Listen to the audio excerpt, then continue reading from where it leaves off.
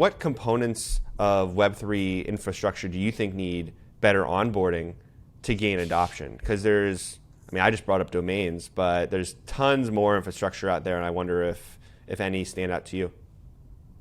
Yeah, I mean, I think that we mentioned a couple things too, as far as sort of speed of funding and things, but I think wallets are a huge one, because no matter how or where or what you're doing with Web3, you really do need a wallet, and I think that is something that I think will absolutely need to evolve significantly before it gets adopted,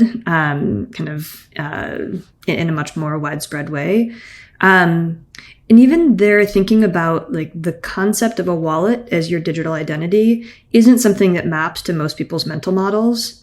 So in real life, right, a wallet is something you keep in your back pocket or your purse, and your finances are private, and you'd never think about that as being your primary forward identity.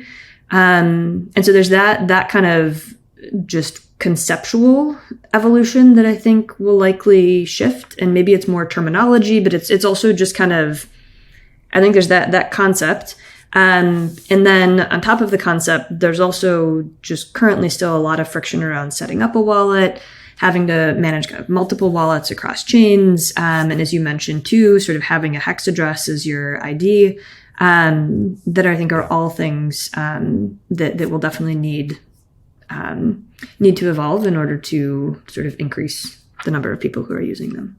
For sure. Yeah, and one thing that we're thinking about as a way to improve that onboarding experience in wallets and Unstoppable, we've talked to many of the major wallet providers out there, and it's when you get a wallet, how can you add getting an NFT domain into your onboarding flow, like claiming a free NFT domain when you sign up for a wallet. We did it with blockchain.com and blockchain.com's wallet and saw pretty great results so far, and it just makes everything a little bit more understandable. We're used to getting usernames when we sign up for an application, and if you think about a wallet a little bit like that too, getting your NFT domain name is a little bit like getting your username.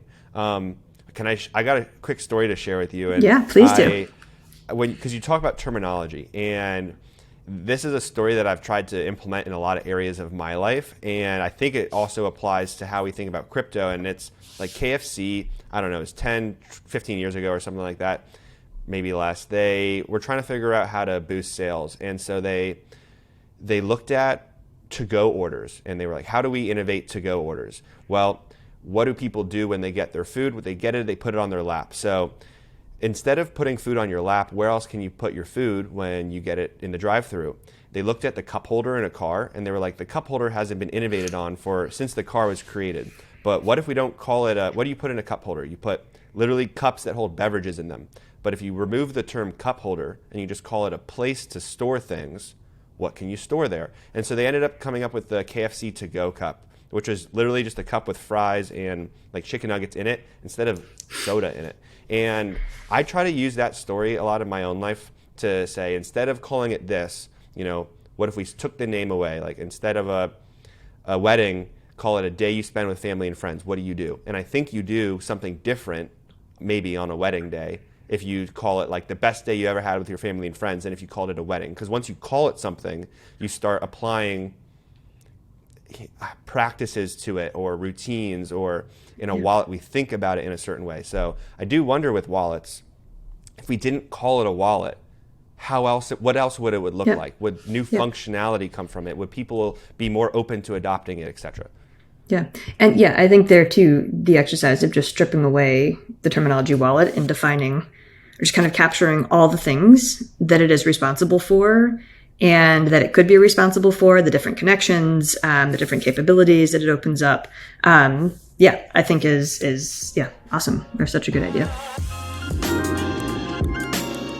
You're listening to the Unstoppable Podcast, the go-to place for everyone to learn about the latest innovations in Web3, NFTs, and the decentralized web. Welcome to the metaverse.